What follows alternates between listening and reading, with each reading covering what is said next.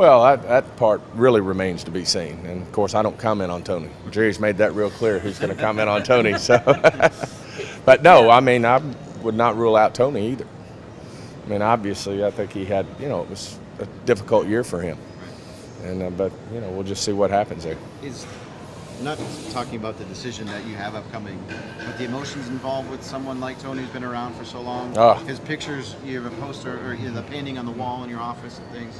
I mean, what he's done for this franchise, I mean, it just speaks volumes for what he means to the Dallas Cowboys, to the organization, to our family. I mean, this guy's, played, tremendous football. He's given us some big seasons, and, we're all, I think Jerry said it best, we've unfortunately, that's one of our biggest regrets right now is we hadn't been able to put a team around Tony when he's healthy that, he could win a Super Bowl, because I certainly think he's very capable of it. And he's, in my mind, one of the best quarterbacks to ever play for the Cowboys. And, he means a lot to us, always will. He'll always have a place in this organization and will always mean a lot to us. Do you have plans to meet with Tom and RJ while you guys are here to discuss what might be coming down the road?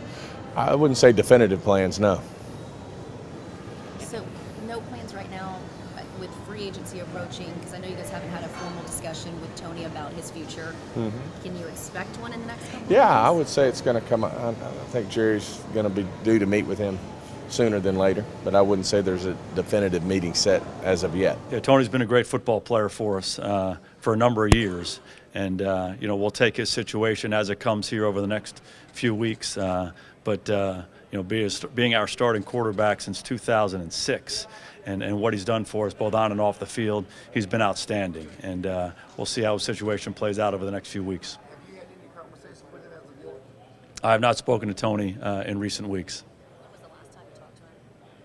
Right after the season. Is that unusual, considering y'all used to go to games together? I think it's probably pretty typical with most of our players. Most of our players are out of town, not really around, and a lot of times they go on vacation this time of year. Very positive. We kind of talked through the year a little bit, and obviously it was a challenging year for him. To get hurt and not be a part of the team this year as the starting quarterback for a guy who's as competitive and as accomplished as he has been, it wasn't easy, but he handled the situation really well.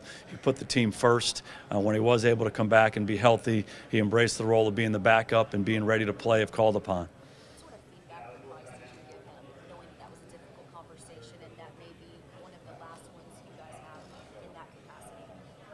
Yeah, again, it was a conversation not unlike the conversations I have with really everybody on our team, what their situation is, what it was over this past year, and what we see it going forward. And again, his situation is a little bit different in that he was the starting quarterback. This year he dealt with the injuries, but Tony's really a great person, and he's been a great football player for a long time, and he's going to handle the situation, whatever it is, the right way.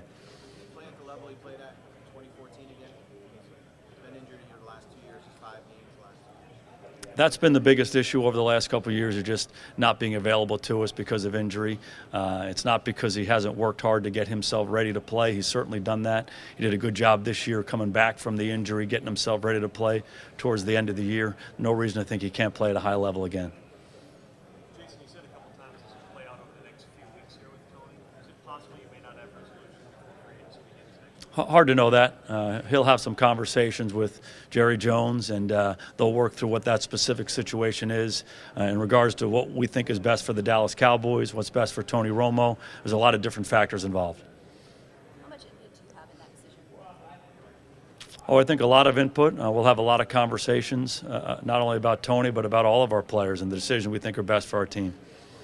Jason, obviously, putting the Cowboys first, because Tony has been such a good teammate to the organization, how much do you want to report him? Well, again, line one with every decision we make is what's in the best interest of the Dallas Cowboys. So that has to be our guidepost in handling any situation with players, with coaches, and anything that we do.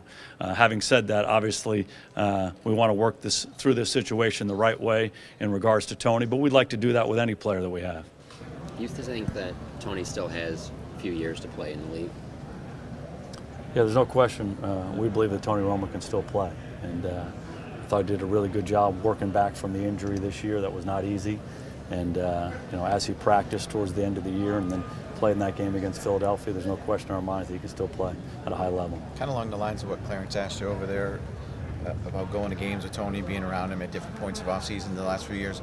Has your relationship with him changed because of what happened this season with him not playing in the injury and Dak playing, or is it as tight as it was beforehand? I don't want to comment too much on that.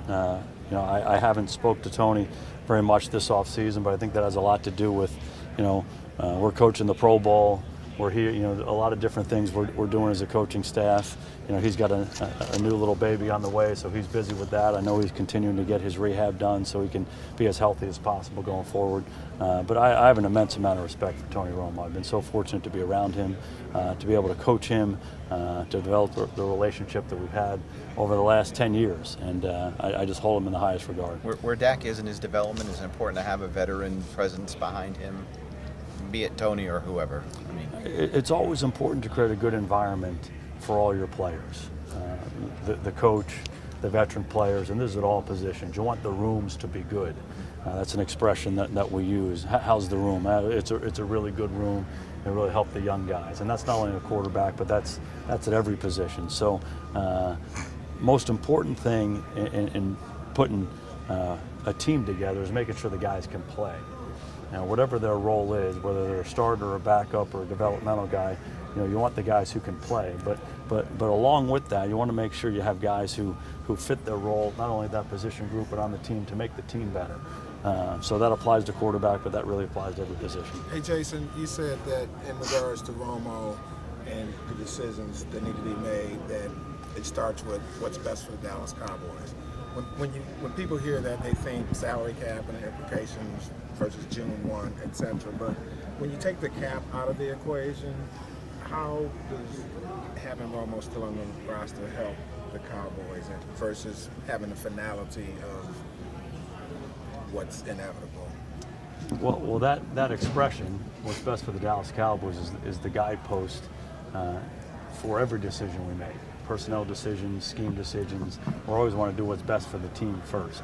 In regards to his situation, Tony Romo's been a heck of a football player for a long time. So to have a guy like that on your football team as one of your three quarterbacks, he can help you because he can play and he's the right kind of guy. Having said that, there's a lot of different factors that go into his decision, just like it would any of the other free agent type players that we have on our team. So there's a lot of different factors, but we always will put the team first and then work from there.